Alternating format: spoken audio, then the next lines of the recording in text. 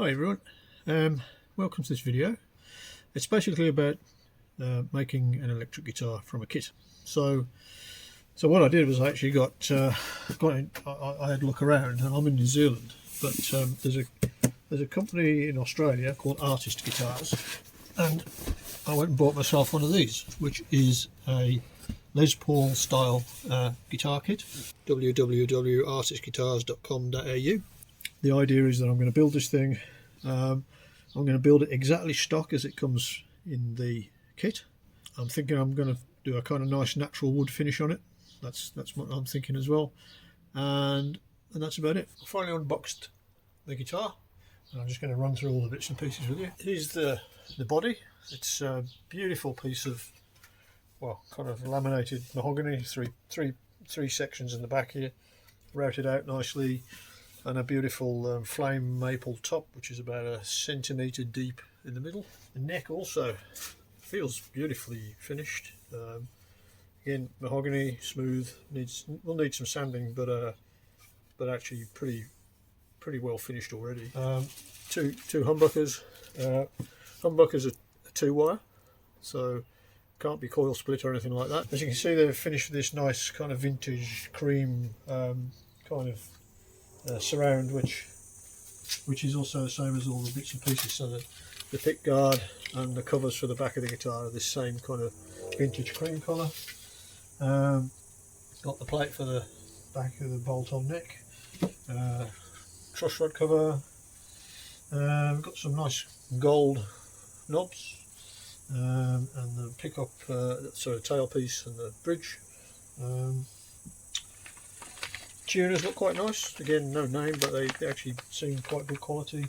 And it comes with a pre-wired wiring harness. Okay, so you can get a set of strings. I don't know what they're like, but a set of strings. Yeah, and an instruction manual, which I haven't actually read yet. It looks nice. Everything looks sort of reasonable quality. There's no names on this stuff, obviously, but there we go.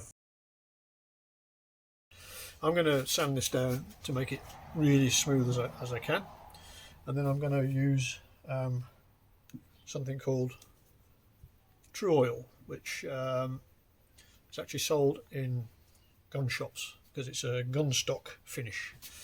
And I've done a lot of research about the different methods, and I want a natural finish, so I'm not going to put any colour or anything. I'm just going to put a natural finish and try and get bring the colour out in this mahogany, which really looks quite nice, and the same for the mahogany and the flame maple on the body. I'm going to use the Tru-Oil. I'm going to try and put some detail on here. So initially I was going to try and do an inlay with power abalone, but I really don't have the skills or the tools to be able to do that. So rather than ruin this beautiful pre-finished neck, I backed away from that, and I'm going to go for a bit more of a conservative approach. So that's my plan. That's my plan at the beginning. I've never done anything like this before. I've done a bit of woodwork, I've done some furniture making and stuff, but I've never made a guitar before, and I'm really relying on kind of things I've learned off the internet and other videos I've seen. Right, so the first thing I'm going to do before I actually start is do a couple of checks. Checked all the frets, they all look really nice. They're all nicely finished at the edges here. I've got a straight edge, and I'm going to check the frets to make sure that effectively that they're all level and the neck's straight with a straight edge, and it's pretty spot on. So the next thing I'm going to do is try the neck actually in the body. Just going to try and fit the neck into the recess here, and again, that fits like a glove. It's tight, but not too tight. I didn't have to force it. It slotted in nicely. I'll just try and give you a better view of that. What I've noticed is there is a slight little bit of see, it's tight but not too tight. Let's get it out. There we go. What I've noticed is on the body here, you can see it just here. Just turn around. Just here, there's a little bit of unevenness. So I'm just gonna sand that down. Yeah, 800 grit wasn't making any kind of impact, so I'm actually doing a 240 grit. That's just smoothing it off quite nicely actually. There's a little kind of rounded fillet in there which I'm trying to leave in there because it will make the join look nicer when it joins to the neck. I'm just trying to smooth that off. Yeah, that looks much better than it did. Maintain that radius there. Yeah, that's much better. Happy with that. As I say, the neck itself is already finished really nicely. And if it were, you know, a normal polyurethane or a, I don't know, whatever they use, it would probably be okay, or paint. It would, you know, paint primer. It would actually be all right as it is. But what I'm actually going to do is for the Tru-Oil, it's got to be really smooth. Okay, and they say, I've never used Tru-Oil, but from what my research says that it's got to be like almost shiny. You know, you can almost see the light reflecting in it. So this is already smooth. I think it's probably smoothed down to about 800 grit. So I'm going to go over it with an 800 grit to start off with. And then I've got a 1200, a 1500 and a 2000. So I'm going to try and get it really smooth.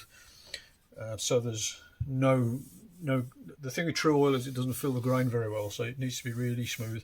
And you apply it and then you rub it down again, and then you apply it and rub it down again, but it's got to be really smooth to start with. So that's what I'm going to do now. So I'm going to start sanding.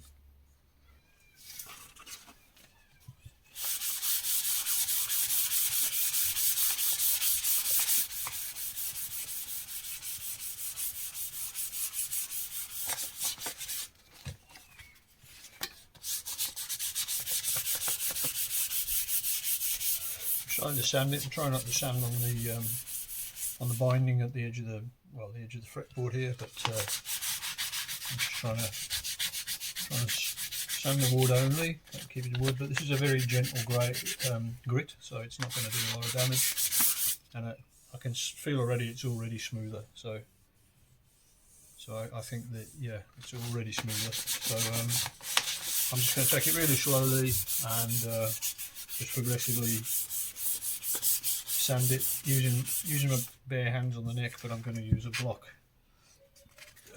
here on the flat face of the head. So use the block on the head. Really beautiful wood, beautiful wood to sand. And very gentle, and I'm going to take my time over it. Yeah, that's really nice. Well, I've gone over it with 800 grit, and I've gone over it with the 1200 grit, and it's beautifully smooth already. And I am just beginning to see that kind of sheen, you know, that they were talking about. So it's actually beginning to shine. So I'm going to carry on. I've got the 1500 grit and the 2000 grit to go. So I finished with the sanding and finished it with the 2000 grit, and it really is like with the 1500 and the 2000 grit, it was more like polishing than sanding, and it really is smooth, and really, you know, there is a sheen to it now, an actual shine to it. The grain is still kind of prominent. You can still, if you run your finger gently across it, you can still feel the grain acrossways with your fingernail. And I think that's to be expected because there's like hard and soft strands within the wood. So what I'm going to do is I'm going to apply the Tru-Oil. I'm not going to clean off the residual from the sanding. I'm going to leave it on because I'm hoping that'll form a kind of a really very fine slurry and do a little bit of grain filling. And then we'll see how we go. I've masked off the fretboard so that I don't get any or too much Tru-Oil on. If any spills on it, I can clean it off, but I want to reduce the amount, that possibility. To start the process of putting the Tru-Oil on, basically you just apply it with a cloth and rub it on and leave it for a couple of hours, and then give it a good old sand down. Not a sand down, an actual this kind of buffing with this synthetic steel wool, because I think it will bring the grain up. But anyway, so that's what I'm going to do, and let's see how it goes.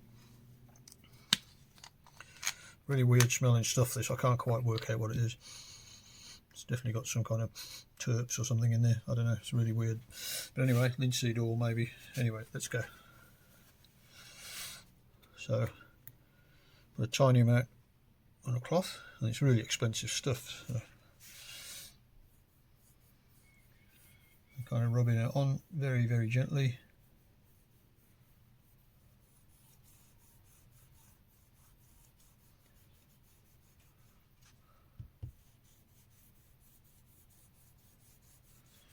And it actually goes on really nicely, really smoothly. It's very, very thin oil.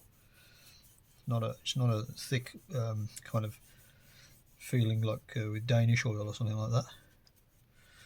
This is a really nice, yeah, it goes on really well.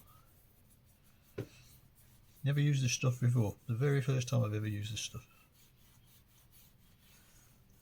And already it's bringing up the grain. You can see the difference in the light and the dark grain. It's really bringing it out already.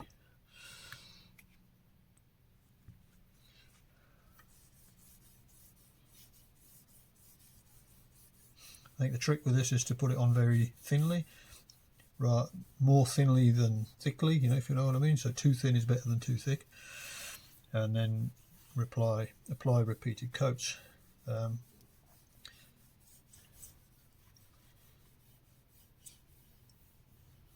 That's beautiful. Yeah, looking good already.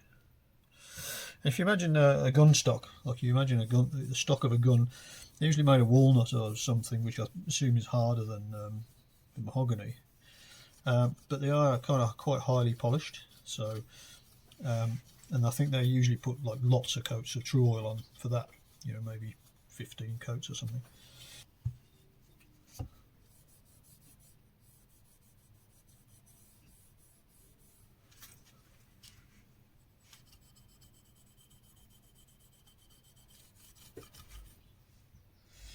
Get to a point where I've got nowhere left to hold it, so I have to be very careful.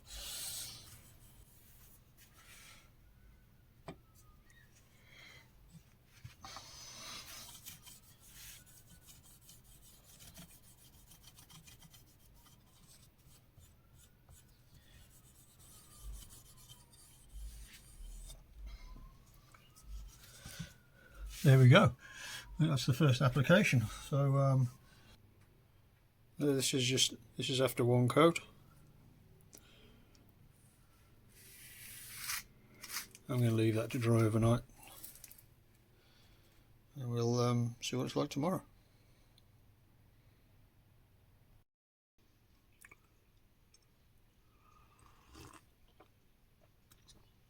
So I left the neck overnight to dry off with the first coat of Tru-Oil, and it has come up really nicely. It's really quite smooth. There's a little bit of, you just find a little bit of grain has raised, but very little. So what I'm going to do now is I'm going to go over it with this thing, which they call synthetic steel wool, and this is 40 grade, which is the finest. And really, it's a Panscara. Yeah, it's like an old-fashioned. You know, you could use a Panscara. I think probably the same thing. And I'm just going to go over that very lightly to try and get that slight raising of the grain, but it's very, very smooth. Before I go, I just should mention actually about the rag that I used to put the Tru-Oil on. Now, like all drying oils, they dry by a process of oxidation, which can generate heat. So if you actually have a rag soaked in something like linseed oil or whatever, and you scrunch it up, it can actually get hotter and hotter and hotter. It can actually self-combust. So this is not an urban myth. This is actually true. This is real chemistry and physics, that it can oxidate. This is the process by which burning is sustained. So, and there have been incidents. You find incidents where houses have been burnt down due to people working with oils, drying oils, scrunching up the rags, throwing them in a bin, and then overnight they spontaneously combust. So what I did with this one is I just laid it out over my vise here, over my vise, just like that overnight, and it's dried out quite nicely. Or you should put them outside or whatever. But that's just a warning that kind of most people, when they're working with these oils, give. So I've repeated that warning.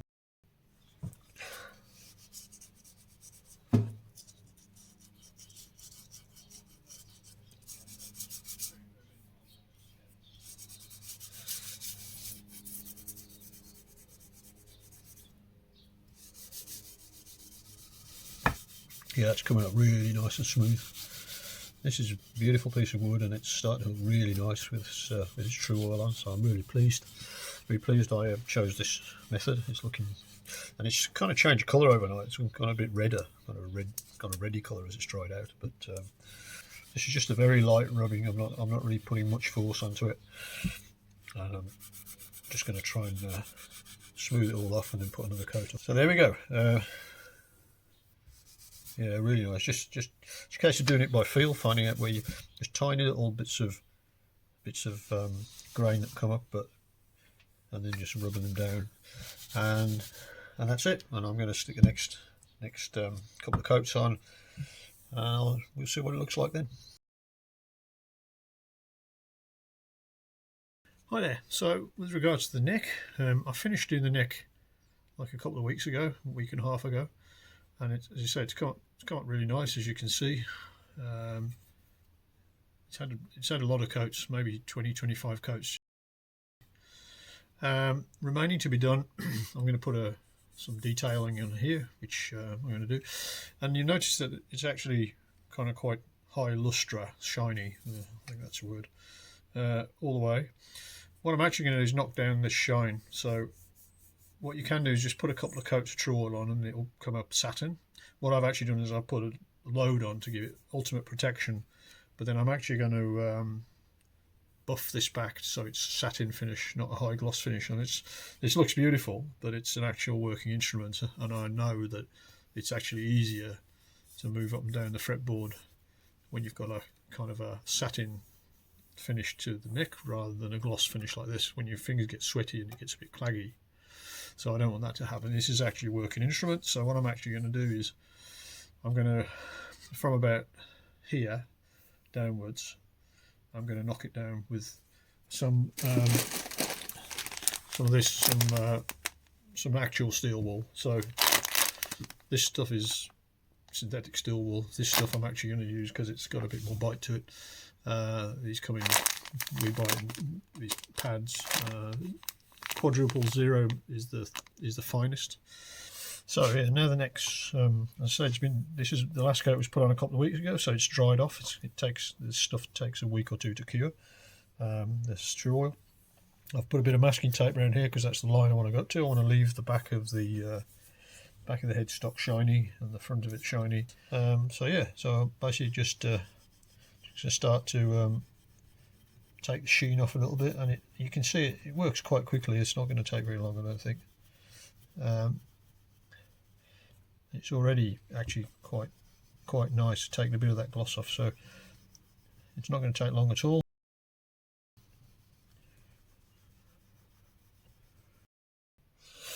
So I've finished using the steel wool on this on the back of this neck, and it's come up beautiful. It's like really kind of satin sheen, you know. So there's a little bit of shine still there, but and it still feels like really well protected, and like the coverage is really deep. But the finishes now is just so smooth. I run my fingers here, it just like glides along, whereas here you get that claggy kind of, you know, draggy feeling at the fingertips. So here it's just better. The original plan that I was going to do the neck, this satin finish and everything else would be gloss, but actually I like this so much on the mahogany that I'm going to do the rest of the headstock, and I'm going to do all the mahogany on the body the same as this, because it just feels so good. So that's what I'm going to do. So I'm going to carry on now and do the headstock. The front here I'll do the same. So I've carried on and used the steel one on the headstock as well, and it's got nice. There's a nice bit of a sheen to it. You know, it's not as glossy as it was, but it feels beautiful now. Really silky smooth, and I really like the look of it. I like the look better than the pure gloss. Using the steel wool, the wire wool, to knock it back, you get a really consistent. It's easy to get a really consistent finish, so it's kind of the same level of sheen all over the place. Right, so I'm just going to try and put a bit of detailing onto the headstock, and the way I'm going to do that is I've had several goes at printing out I've got some of this transfer paper, and I've actually got a gold oil based pen, and I've drawn my signature on it basically, and that's what I'm going to try and do, stick my signature at the top here, and then a little kind of motif down the bottom. Okay, so these decals have been in the water for about 3 or 4 minutes, so I'm just going to have a go at sliding them off. I tried before, and unfortunately the gold pen came away, so what I did this time is I drew on the decal with the gold pen, and then I sprayed a layer of acrylic over the top of it, so I'm hoping that'll keep the gold on the paper. You're saying, well, why don't I just draw in the gold oil based pen on here? Well, that's because I don't trust myself to get it right, and as you can see, I've taken about 40 goes at writing my name, and I've only got about 3 that I'm kind of even moderately happy with. So chances of me getting it right directly on there are nil, so that's why I'm using the transfer. So anyway, it's been in the water now 3 or 4 minutes. Let's see what happens. See if we can slide them off.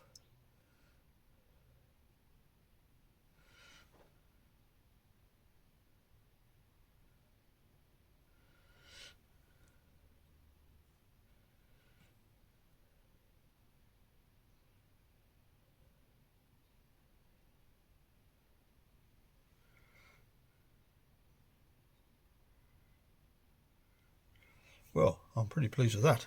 That went pretty well. I'm just going to try and pat it down with this bit of kitchen towel.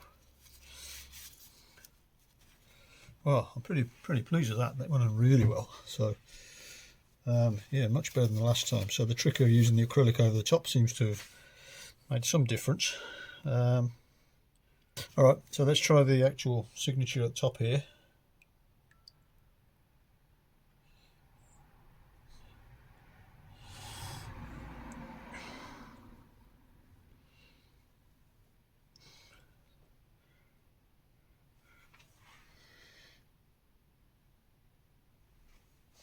And again, that went on really well. I'm really pleased with that.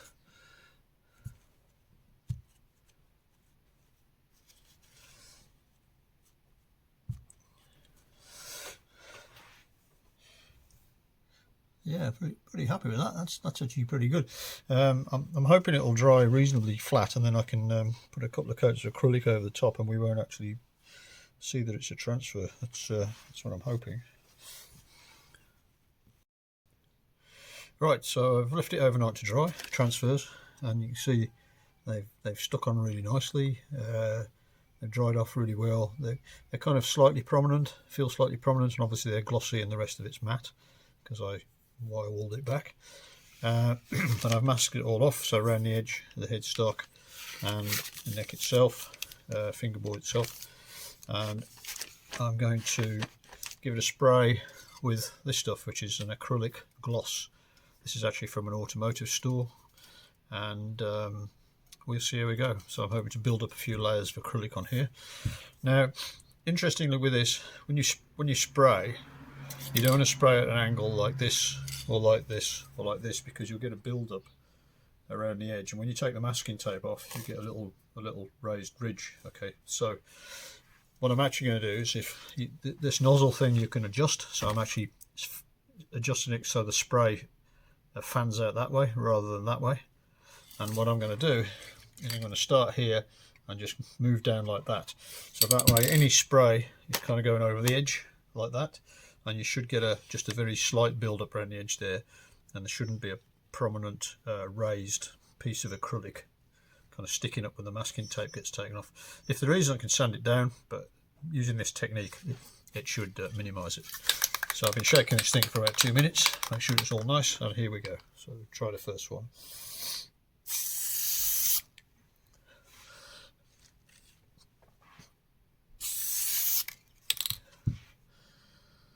And that's the first one, and I'm going to leave that to dry now and see how we go. Yeah, so I've done about, I don't know, 8 or 9 spray coats of the acrylic on here, and the decals are still kind of standing slightly proud. I don't know whether you can actually see that in that video, but they're still slightly proud. So what I'm doing is I've actually created a little sanding block. So this is some 1200 grit paper, bit of double-sided tape onto a bit of wood, wet and dry, and I'm just very gently rubbing down where the decals are actually sitting proud. So I don't want to actually go through to the paint, so I'm just really taking off the coats of acrylic that I've put on here, so the next time I put it up you won't get this step, you won't see this step. So I'm being very gentle. It's very, you won't be able to do this without wet and dry, so actually wet and dry is the way to do it, and just very, very gently rubbing it down to kind of remove that step between where the logo is and the rest of the headstock. So right, I've finished putting the acrylic onto the headstock. You might notice I've moved inside because it's getting cold outside in the workshop. I've got a bit of a cold, so winter, you know, here in New Zealand. And I think I've finished actually finishing the headstock. So put about, I don't know, 15 layers of acrylic on here to bury these transfers that have got the logo, decals, transfers, whatever you want to call them. And you see on the back the finish is kind of that lovely satin oil finish, and on the front I managed to get the same kind of finish with the acrylic by using wire wool. So, you know, I've changed my mind on a few things. I was going to have it gloss, and I was going to have this gloss and that gloss. So in the end, all the mahogany is this lovely satin finish. Yeah, now I say I'm inside. Engineering, electronics for engineers, advanced level physics. I knew these books would come in useful at some point. They're exactly the right height to put my guitar on. There you go. So, right, first thing is I'm going to put a little bit of this lemon oil onto the fretboard, and see, here we go. It makes it really smell nice as well. So don't put too much on, but just rub it in, and it kind of makes it nice and shiny and slippery, and it kind of cleans things. I mean, this is not dirty because it's brand new. And it's going on really nice. Makes it smell really nice as well. And it's just a general purpose cleaner and conditioner. So I've had this bottle for about 20 years, so it lasts forever. That's it.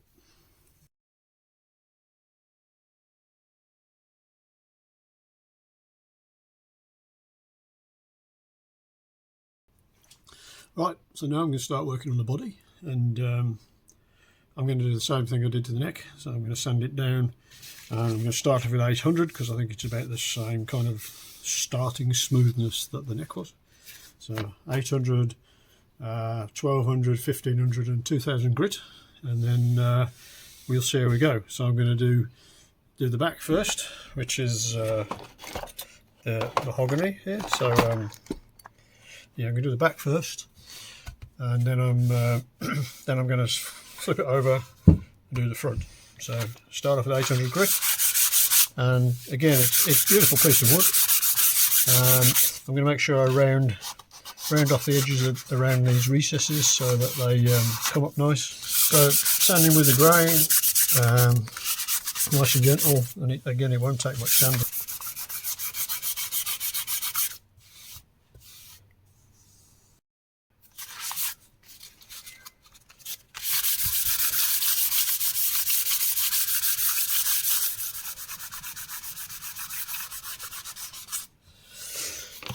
So I've finished the back, and I've started to go around the curves, and actually this is a little bit more tricky. Yeah, it's quite difficult to sand in these recesses. The external curves are right, but the internal curves are a little bit tricky. You take a bit of time, but it's very easy to work this wood. Very, very easy to sand, and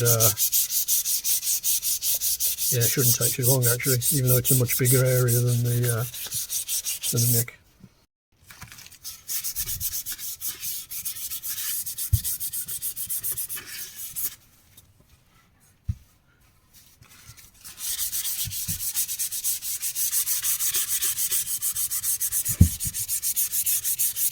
Next stage is to put the Tru-Oil on the body. I've just sanded the mahogany part. I haven't sanded the maple yet, because I'm going to put one coat of Tru-Oil on the maple before I do on the mahogany. So before I do the maple, so that this dust I'm going to leave the dust on the mahogany. So it acts as a kind of a filler in the grain, but I don't want that coloured filler in the mahogany in the maple grain. So I'm just going to do that first. Then sand the other side and put the first coat on, and then I'll do them all over. So I fitted my my temporary handle, so I can hold it up and put it in the vise or whatever I want to do with it. I've used the original, the actual screws I'm going to use, so I've masked them off so I don't get oil on the tops of the screws. Probably be able to clean them off okay, but that's not going to happen. So there we go. There we go. So the very first bit of Tru-Oil going on. And again, I'm going to use the same principle as I did with the neck, very thin coats. Very thin coats. The first one takes longer than the others because it soaks in. Okay, I put a couple of blocks of wood under this towel on my workbench, so it's lifted it off, so I can get right down to the edge of right to the edge of the binding down here. I think that's the idea, is to rub it so you don't see any kind of obvious damp patches on the top. Otherwise you can get like lumps drying. So lots of thin coats is the trick I've learnt. There we go. I'm using a rag, but some people just use their finger, but I'm using a rag. So that's the first coat of Tru-Oil on, and you can see it's nice and it's drying. It's drying off. Some of it's still a bit damp, some of it's dry, and that went pretty well. It only took me about 10 minutes actually, so I'm going to leave that to dry off now and then put the next of what I think is probably mini coats. I'm on to the next part now, which is to sand down the front of the guitar, the maple part. I'm going to use the same method as I did before, 800, 1200, 1500, 2000 grit, and then I'm going to put the first coat of Tru-Oil on it. Now the top is curved. There's a curve this way and there's a curve this way. So and it's got this little lip at the end, so I'm going to have to use the sandpaper without the block, and let's see how we go.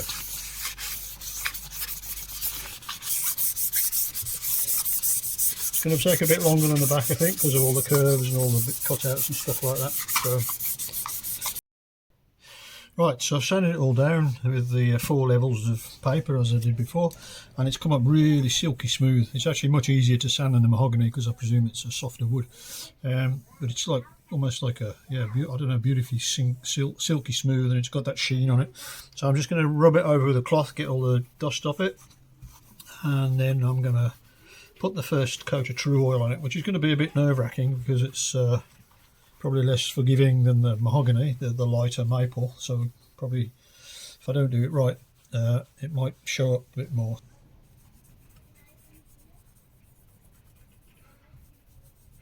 So it's not kind of going on as well actually. It's a little bit more smudging and smearing a little bit more than the mahogany because it's not soaking in as quickly. So I'm going to have to be a bit more careful, I think, actually with the maple, just to get a nice even finish. I mean, I've always got the option of sanding it down between coats, as well as using the synthetic steel wool. But yeah, it's not actually. It's looking really nice, but it's actually requires a little bit more care in applying it onto the maple. So both front and back have had one coat now. So from now on, I can do the whole thing in one go rather than having to do front and back. So I've just let the first coat of Tru-Oil on the front dry off, and actually all my fears are unfounded. It's come up really nice. It's actually dried quite smooth. I've given it a bit of a light brush over with the steel wool, or the synthetic steel wool, and it's really smooth, and even smoother than mahogany was after the first coat actually. So it's ready to go with coat number 2. So here I am. So that's going to be the process. So I'm just going to keep putting the Tru-Oil on and repeating it until it's ready. So I'm going to do the back as well. So I'll do the front and the back this time, and it's going to be a long process. It's come up really nice after the second coat. I've given it a bit of a rub down with the synthetic steel wool. The other thing I'm going to do is I've noticed that you get Tru-Oil on the binding, the plastic binding here, and you have to clean it off. So I'm going to put some thin strip of masking tape around there, so I won't have to clean so much off at the end. Perhaps you can't tell, but it's probably been about 4 or 5 weeks, maybe even 6 weeks since the last video I took of doing the actual body of the guitar. And what I've been doing since then is pretty much every day putting a coat on, the Tru-Oil onto the guitar, Weekends when I'm here, I've kind of been able to do two, do one in the morning, one in the afternoon. Gives it enough time to dry off in between. But during the week I'm at work, so come home from work, do one. Next day, come home, flip it over, do the other side. In between the coats, I've been sanding down either with the synthetic steel wool, or I've actually been every 3 or 4 coats. I've actually been doing a full sand, like with an 800 grit, 1200, 1500 to 2000 grit all the way down, to make sure that there's no kind of imperfections and wrinkles and stuff like that. And I found that I've learned a few things. So I've learned that the Tru-Oil goes on better when the temperature is warmer. So it's probably common sense, but it runs smoother and it kind of seems to lay flatter when after that. The other thing I've learned is, initially I was applying it, I'd get a bit of cotton like this. This is kind of like an old shirt, I think, or something, and just wrap it around my finger, and then get the bottle of Tru-Oil and put some on and smooth it on. Sort of works okay. But what I've actually found is a better way is the old French polisher's trick, where you get a bit of kitchen towel, put it inside the cotton or whatever, and form like a little pad. So like that, get like a little pad like that, and then I just stick a elastic band around it, just like that, and you end up with this kind of little pad, and you can stick that over the end of the bottle, and it gives you a bit of a reservoir. It soaks it in a little bit and it goes on smoother. So that's a little bit of a tip. The other tip with the Tru-Oil is, now I've used 2, but I'm about halfway through my second bottle of Tru-Oil. The first one I got right down to the bottom and it started to thicken right up, and so I thought, rather than have any problems, I'll get a new bottle. It's quite expensive, but 2 tiny bottles like this just for one guitar is not too bad, I guess. But what I did realise is that it's got this childproof lock on the top, and after a while, when you get about a third of the way down the bottle, it's actually quite hard to get the top off because it starts to stick. So what I actually do is, you might have seen, I've actually cut the childproof top off and discarded it, and now I've just got the inner, and now it's actually easy to open and close. And of course, you've got to be careful, keep it away from kids, but I'm in a garage and there's like screwdrivers and hacksaws and chisels, so this is probably the least of our problems, because no child's going to get that off. That's what I've learnt. So those are the things I've learnt. The guitar itself, I'll show you what the guitar itself looks like now. As I say, it's had a lot of coats, maybe 25 coats or something. So this is the top. It's starting to look nice and shiny. I think I'm going to put one more coat on the top there, just this little bit of, I've noticed there's a little bit area down here which is not quite as shiny as the rest, so I'm going to put a little bit more on there. And the back again is almost finished. Alright, so next job I'm going to do is I'm going to take off the shine off the body. So the body's completely finished now, it's dried, it's been left for a week to harden off. It's quite a nice gloss finish, but I'm actually going to take it back to that kind of nice satin finish that I had on the neck, as I said. So the first thing I'm going to do is take off this little false neck, the handle, that's been really useful for moving it around. So here we go. Just going to start taking back the shine with the wire wool.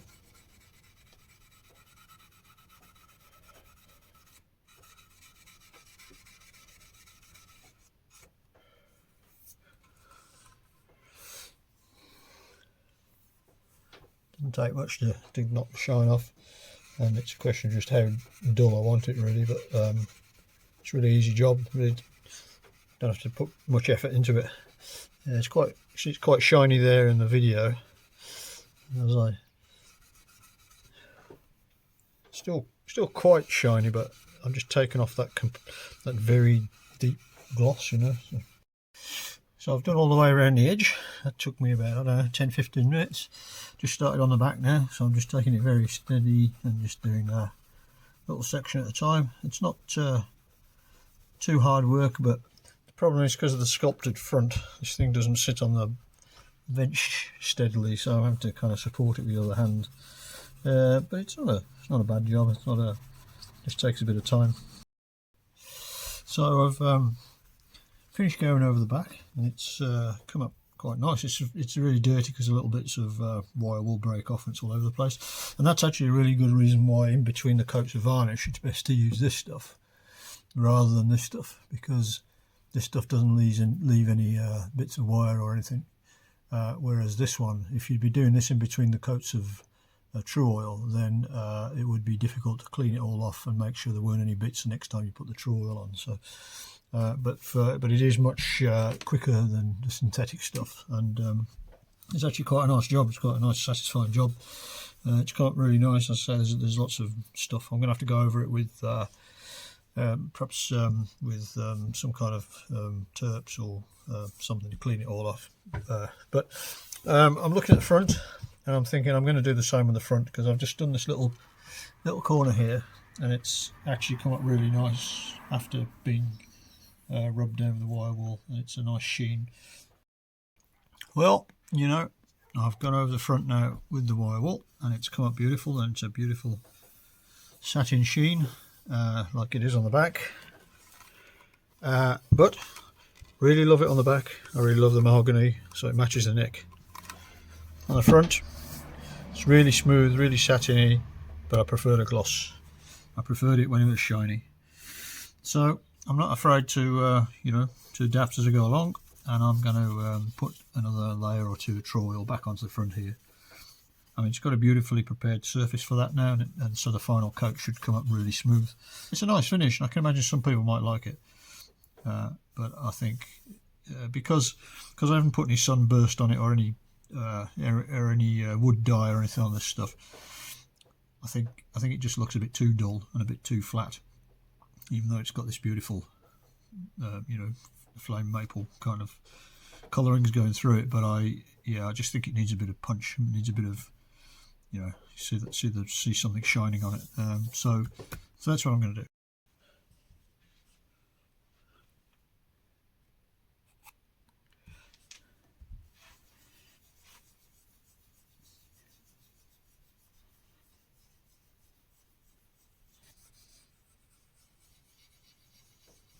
Really like this idea of using the pad. It's really, I kind of put stuff on and then kind of wipe it off. So there's only a little damp kind of bit of residue on there. It's not dripping wet. So you can't actually see any lines on the guitar as you wipe it on. It's just like wiping on a polish.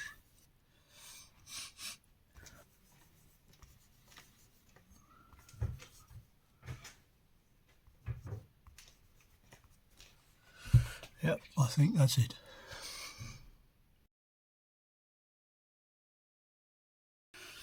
Okay, so first assembly job is to put the machine heads in. So I've done this one already. It's just a question of basically getting the machine head and flipping it over, and you have to make they're sided, so you have to make sure they get the right ones for the right side. Where's one? There we go. This one is correctly sided for this one. So we take the nut and washer off. There we go, and we can pop it through there. And so this little lug here needs to line up with the little hole. So flip it over, put the washer and the nut back on, and tighten it up hand tight. Flip it back over, and then we need to put the tiny little screw through the machine head to hold it in place, so it doesn't rotate and spin out when you're actually tighten them up. So pays to have a selection of different size screwdriver bits, because these screws are really tiny. So we try and put this one in. There we go.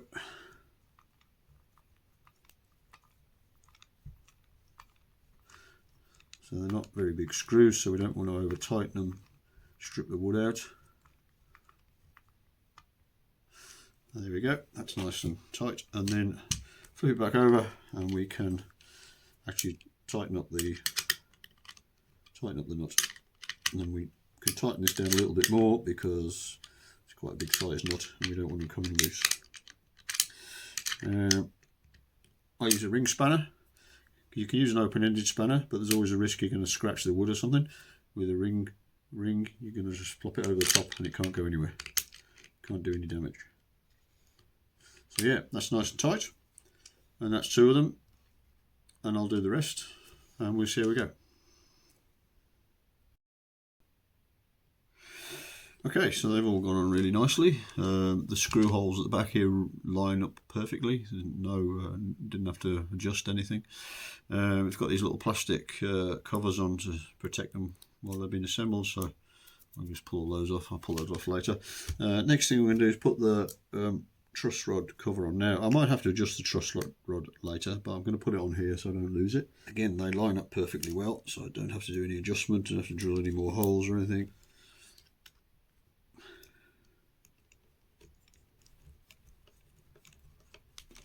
There we are. It's actually starting to look a bit like a guitar. I wonder if Mr. Ahmed and Mr. Spreadbury ever knew that they'd be their masterwork would be used for this purpose, but it's perfect. So there we go. Now it comes the point where it actually begins to look more like a guitar, and I'm actually going to put the neck into the body. So it's a bolt-on neck with 4 screws. We've got this back plate. So basically we fit the neck into the pocket. And it fits really well. It's really nice and tight. I was hoping that the little bit of oil that's been around it hasn't made it too tight, but it doesn't seem to have changed anything. So it fits in there quite nicely, and it enables me to turn it over like that, keep it on the bench, and it fits quite nicely. I think I might just nip the stick all that Ahmed and Spreadbury under the body there to prop it up while I put the screws in. So the plate goes on here, and again the holes line up very nicely. For make sure this is the right way around, these are the countersunk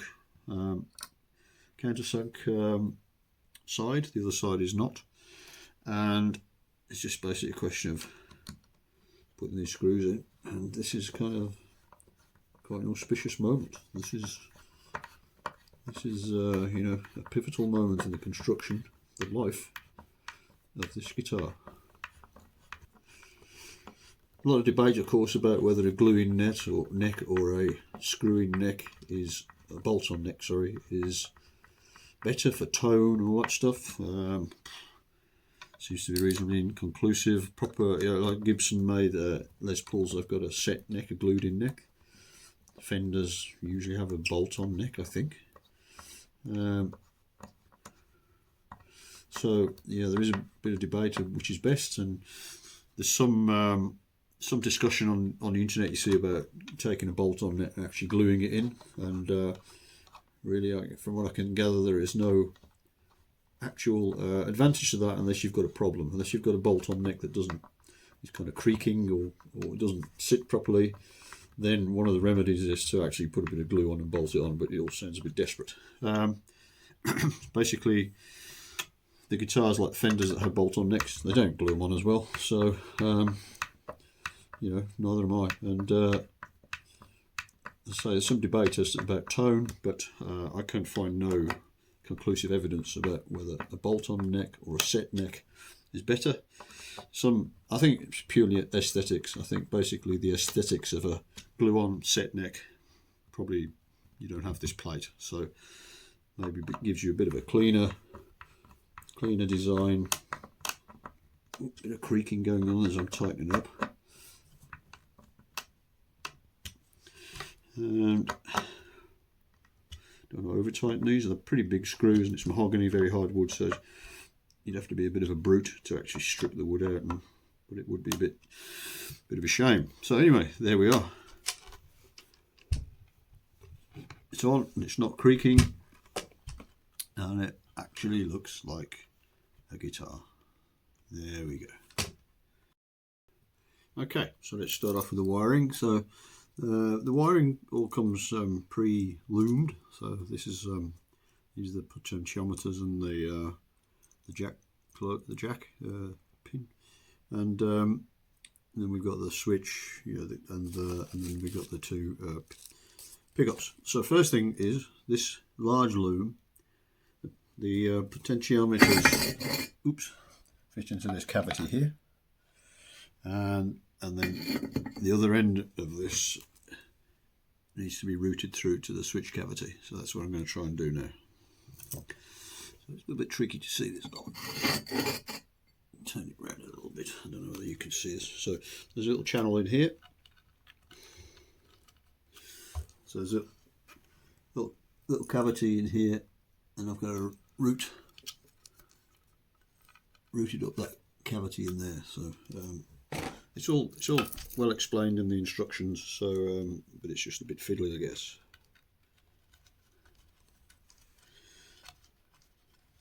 I'm trying to feed that through as best I can. I'm not quite sure how. It seems to be going through quite well. And push it through, and there we are. The wires have popped out like a rabbit at the other end. So there we are. So that's the first job. Wasn't too bad. Really, Acme and the Spreadbury, just exactly the right height for this sort of work. I'm really pleased with that, actually. So, yeah. So now I need to fit the potentiometers into the right holes in here. Again, you can't really see that very well, but the four holes in there, potentiometers have to go through, and that's what I'll do. So I will spare you the agony of watching me do that, and I'll get back to you in a minute. So I've put the potentiometers in the right place. They're in pairs. There's a tone and a volume, upper and lower, and we need to route the cables for the pickups through into the control cavity here, and then connect them to the right places. So that's what I'll try and do now. So obviously we want to get the pickups the right way around. This one's marked B for bridge. So let's try and feed this one through. So here we go. This cable channel's getting a little bit congested now, so it might take a bit of mucking around to get this poked through. So now, interestingly, one slight actual problem. So I've turned the guitar over. So the blue and the red wires go from the pickups through into the cavity to the pots in here. Interestingly, this little black wire had to be fed back through. I'll pull it out. Had to be fed back through from the cavity here, and this is an earthing wire. So what this is meant to do, it's meant to connect to the bridge. So what happens is you put one of these pins into this hole, and the idea is that this wire just sits in the hole and connects to the bridge, so that it earths the bridge, so you reduces the likelihood of getting hum. Now the issue with that was there's meant to be a hole through this from the pickup cavity through to into the hole where the bridge post goes, and it wasn't there. So I've had to drill that hole, and I've drilled it. I've used my trusty hand drill, so I can really control what I'm doing, and I kind of went in at an angle through here and drilled a hole through there.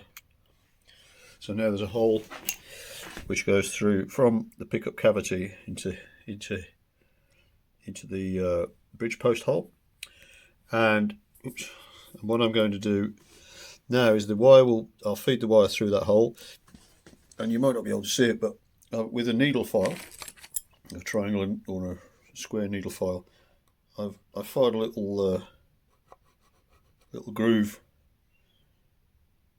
just down there. So the wire is going to be fed through and sit in that groove just there, and then when these holes are put in, and they'll be using a precision mallet like this to actually put those in, and I'm going to hold the wire in the little groove with a pair of pliers, and that will ensure that there's a good connection between here and the earth. So that's the only problem I've had so far where I need to do some work on the guitar, because it hadn't been done already. I suspect that should have been drilled through before they put the capping on or routed out or something, and it just hasn't been done. Right, so here I am just putting the bridge pin in. The wire is going through there and is just jammed up the edge there. You can't really see it, but it's just sticking out there. It's in the groove sticking out. So I'm just tapping this in gently.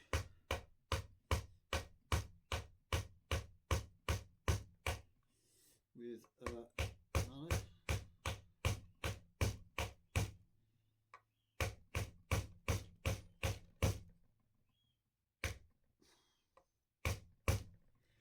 And there we are, almost in. I'm just going to snip off that, the remains that little wire there. I've got a very tiny pair of side cutters. There you go, so you won't see that.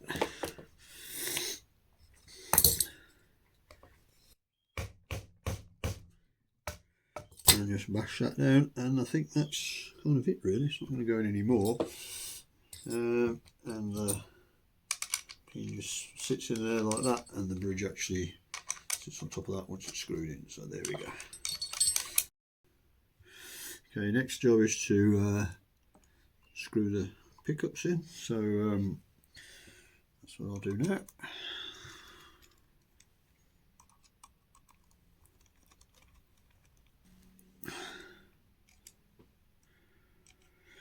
Holes line up nicely, so that's good.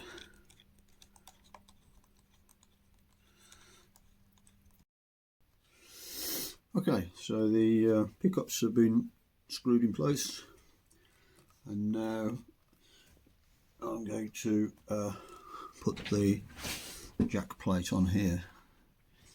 So basically there's four holes in this. This is countersunk on this side, so make sure we get the right way around. That fits over there like that, and there's a bit of a washer and a nut. I think these are 12mm, something like that. I can tighten that up by hand and then pull it out, and should be able to get a spanner at the back and a spanner on the front. I think it's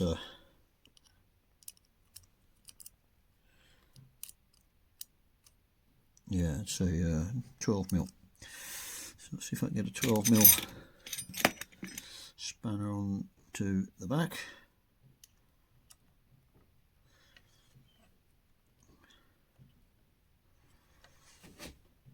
And 12mm on the front, and we'll tighten it up.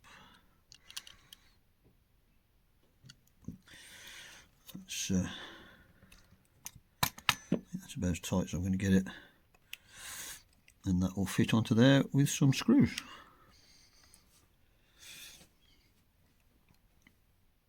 Screwing the plate to the body.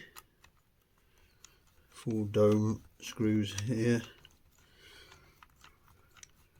As I say, I'm building this guitar completely stock from the kit first, see how it goes, and then probably, you know, be a good vehicle for improvements later. And there we are. That's actually got a really nice, holes line up nicely. It looks really good. I've adjusted the nuts so it's dead flush. There's no thread sticking out. Okay. So I fixed the pickup selector switch here. I've put it through, and I haven't tightened it up yet because I don't know which way around it is. So treble actually means the bridge pickup, rhythm means the neck pickup, and I might need to flip that round through 180 degrees because I don't know which one's which until I connect it up. So I'm going to leave that until I've actually got some noise out of the guitar. But in the meantime, I can now connect up the switch at the back here. So very conveniently, these 3 leads have been numbered, 1, 2 and 3, and the 3 leads from the cavity have also numbered 1, 2 and 3. So it should be a matter of just simply connecting it up. So number 2 goes to number 2, like so, and number 3 goes to number 3. These wiring looms are really convenient. Whether they stand the test of time or not, I don't know. I'm a bit of a solderman myself, so again, one of the things I might end up doing as I improve this guitar, as no doubt I will over time, is I might look to replacing some of these connectors with actual soldered connections. Right, and that all fits nicely in there. I'm not going to put the cover on there yet because, for the reason I said before, that I might need to flip the whole thing round through 880 degrees, so I'll just leave it tucked in there for now. And that's it, I think. Okay, next thing. So I actually tightened up the pots. The back's still open, but I tightened up these potentiometers and put the knobs on and made sure the knobs all line up. So when they're on the lowest position, I can see a 0. So 0, and then you turn them up maximum, they're on 10. Made a bit of mistake. So I made a mistake. This come with star washers. So like star washers are for the stop the pots turning around, and they're meant to bite into the wood. Unfortunately, I put them on the top. Stupid. Actually, beginner's mistake. Really rookie mistake. It's made a little bit of an indentation in the wood, but it's covered by the knob, so there's no great drama done. So I took these off, put them on the back, so they press into the wood underneath where you can't see it. The other thing is, you need to get these knobs so there's not a huge amount of gap between the wood and the actual knob. And initially there was too much of a gap, and the reason for that is, this is a potentiometer, this is similar to the ones I've just put in, is the length of this thing. Alright, so some of these potentiometers have 2 nuts on them, so you can adjust the bottom nut so you get the right depth. But unfortunately these don't come with 2 nuts, they only come with a single nut to tighten down, so it means that there's too much thread exposed above the body, and it means that there's a gap between the knob and the wood. So easy to remedy that. Trip down to the local hardware store, buy some washers. These are 1.25mm thick, so just stick one washer on there, then the spring washer on, and that kind of lowers it down nicely. This pot's actually got a longer thread than the ones in here, so with this I'd have to put several washers on. But you just want sort of like 4 mil of thread sticking out at the top, and you can use these washers to adjust that. So that's what I've done. Okay, next job, put the covers on the back, so we're ready to go now. Just 4 small screws.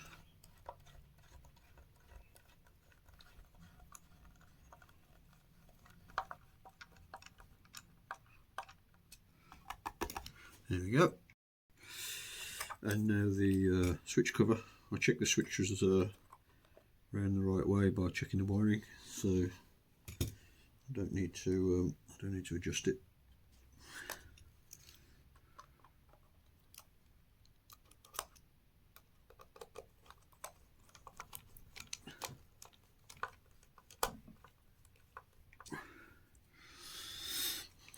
There we are.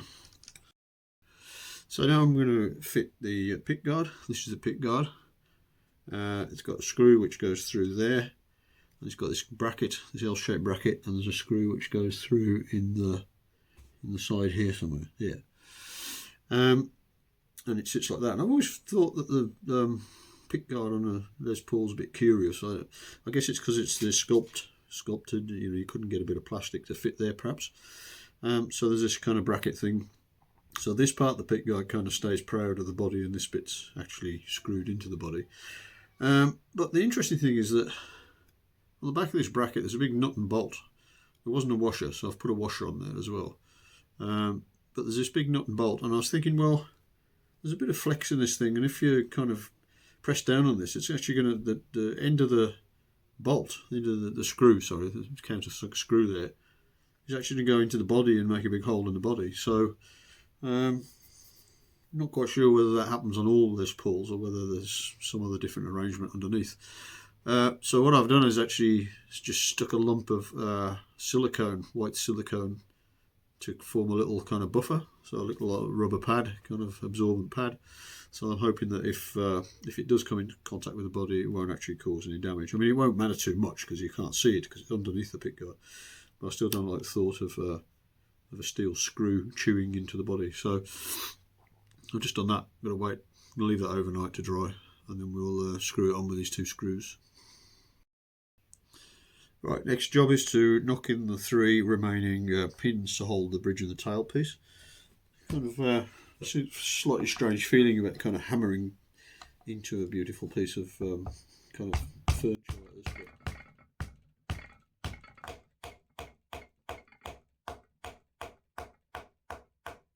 It does require slightly too much force that I'm quite happy with, to be honest.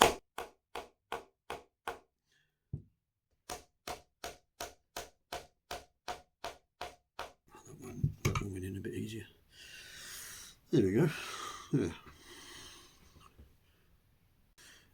Now the pins are in there. I can now screw in the these screw pins into the threads here that hold the bridge and the tail piece in place. So there's the bridge. It just sits over there like that. It's held in place by the strings.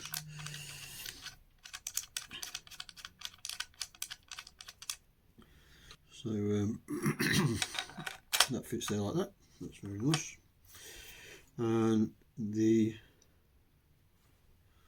tailpiece one screw in like that. Finger tight for now.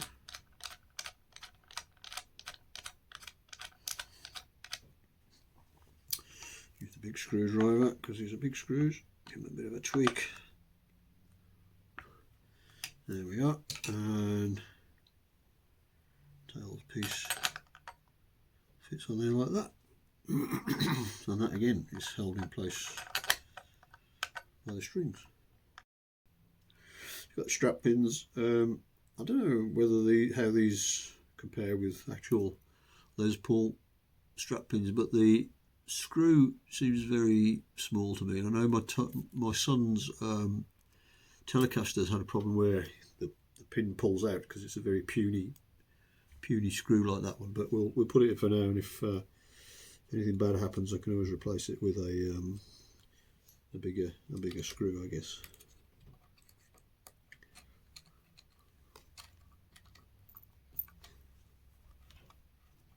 There's probably not so much stress on this one. It's the front one that gets most of the stress, I think. That's here. That's just in. Just goes in here. The other one. So I think it's all ready apart from the pickguard, which is still drying. I'll fit that tomorrow. So I'm just going to string it. Came with a set of strings, so I'm going to string it up and see how we go. So I think you all know how to string guitar, so there's no point watching me do that. So I'll get on with that and then I'll get back to you. Cheers. So the last thing to do before we can actually play the guitar is to set it up. By setting it up, we mean set the neck relief, so the amount of curve in the neck, the string height, so how far off the frets the strings are, and the intonation, which is effectively to make sure that the 12th fret is exactly midway point of the string. And I recorded a video to do that, to show you how to do it, but there's much better videos already online, so I'm not going to do that. So basically that's it. I set this guitar up. One thing I would say is you should have it like this on its side when you're setting up the intonation, because if you have it on its back like this, just the weight of the neck, or the if you've got the neck propped up or whatever, causes a slight bend, and it's very precise intonation. So you need it in the playing position, so on its side like this. What I usually do is find a suitable sized block, in this case advanced level physics, and stick it under here, and that holds the neck off the bench, and do all your measurements like that. So get the feeler gauge in the 8th fret, blah blah blah. So yeah, you can you find much better videos online to do the setting up the guitar than I could do. But anyway, I've set this one up. I didn't need to adjust the truss rod in the neck. It was perfect as it was, using the measurements. 8th thou at the 8th fret, exactly right. So I didn't have to adjust the truss rod or the relief. The amount of bend was correct. The amount of bend in the neck was correct. I've set the string height to what I like. It's perhaps slightly higher than some people like, but I kind of quite like it. It prevents it buzzing and whatever. It's obviously the height is lower on the top string than it is on the bottom string, but I've set it up by eye, not by measurement, and by feel, and it's nice. And intonation, using my trusty old 34-year-old Korg tuner, which I find is far more precise than the modern ones you can buy. This one's actually got a proper electromagnetic gauge, which is ultra precise compared to the LED ones you get. I mean, they're okay, but I really like that one. And that's it. So yeah, I set up the intonation. It was pretty easy. The saddle pieces in the bridge here, I turned them all around because I needed more movement this way, and so I got the sharp point at this side of the saddle. So there's these kind of little triangular pieces, and they're normally, half of them are facing this way and half of them are facing this way. I turned them all around so they're all facing this way because all of the movement I needed was actually to make the string shorter and sharper. So so that's why I turned them all around.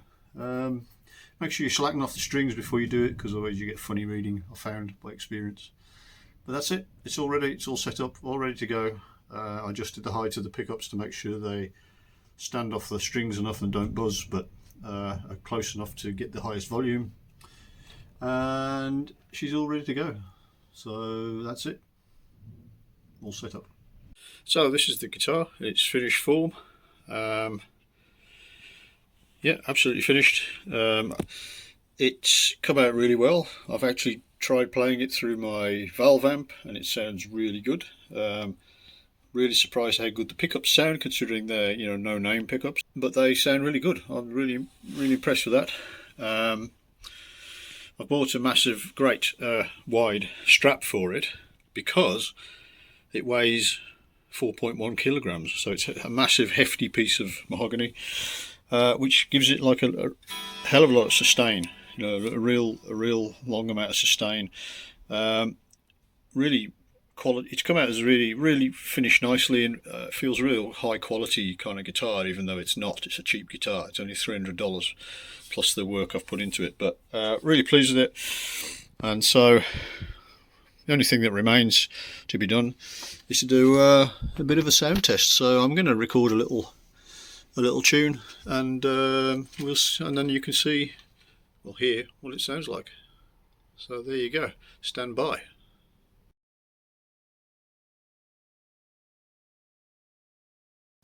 Running